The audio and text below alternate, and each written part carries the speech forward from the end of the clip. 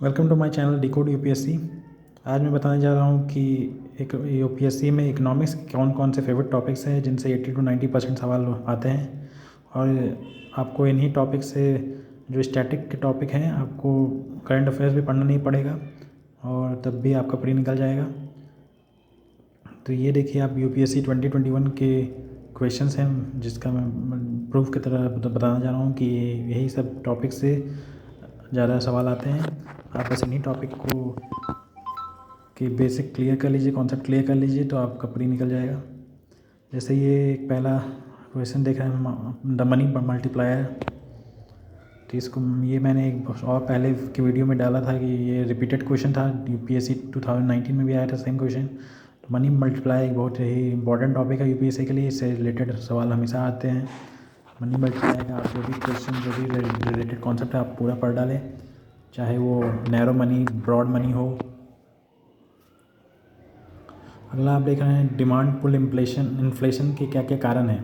तो इन्फ्लेशन सबसे बहुत ही इम्पोर्टेंट टॉपिक है यूपीएससी के लिए। अब इसमें दो टाइप के जो इन्फ्लेशन होते हैं, डिमांड पुल और कॉस्ट पुल, वो दोनों पढ़ लें, उसका क्या कारण है, वो सब हमेशा उससे सवाल रिलेटेड सवाल हमेशा आते हैं।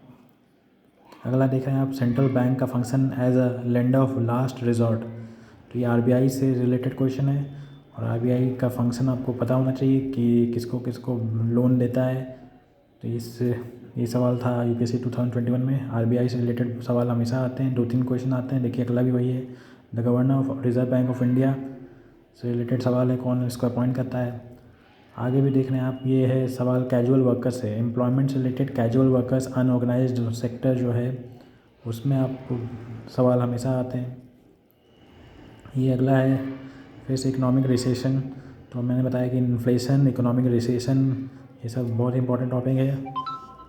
आगे आप देख रहे हैं कि अगर सभी चीज़ें अनचेंज रहें तो किसी सामान का मार्केट डिमांड बढ़ेगा तब बढ़ेगा जब ये सब 4 फैक्टर्स दिए हैं उसमें से कौन सा सही रहेगा। तो ये भी इन्फ्लेशन से रिलेटेड है। अगला है फॉरेन डायरेक्ट इन्वेस्टमेंट से डायरेक्ट सवाल है ये कि इसमें से कौन कौन से फॉरेन डायरेक्ट इन्वेस्टमेंट्स होते हैं। ये पहले भी आ चुका है और इसको अलग अलग तरीके से सवाल पूछा जाता है। तो एफडीआई के बारे में आप पूरे अच्छे से समझ लें, कॉन्सेप्ट क्लियर कर लें। ये आप देख रहे हैं डी वैल्यूएशन ऑफ करेंसी।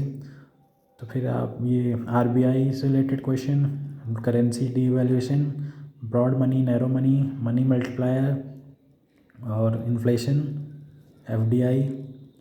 ये आप देख रहे हैं फिर से एफडीआई क्वेश्चन। अगला है इन्फ्लेशनरी इफेक्ट को कम करने के लिए कौन सा हम लोग इसमें से ज़्यादा ये इफेक्टिव रहेगा। ये फिर से इन्फ्लेशन से रिलेटेड क्वेश्चन है। अगला ये एक्सपोर्ट से रिलेटेड एक क्वेश्चन हमेशा आता है कि कुछ भी जो एक्सपोर्ट और इम्पोर्ट क्या क्या हो रहे हैं हमारे इंडिया से, वो सब आपको पता होना चाहिए कौन कौन से प्रोडक्ट हैं। और ये लेटेस्ट मोरिंगा पाउडर जो है वो एक्सपोर्ट हो रहा था, इसलिए इससे रिलेटेड क्वेश्चन आया था।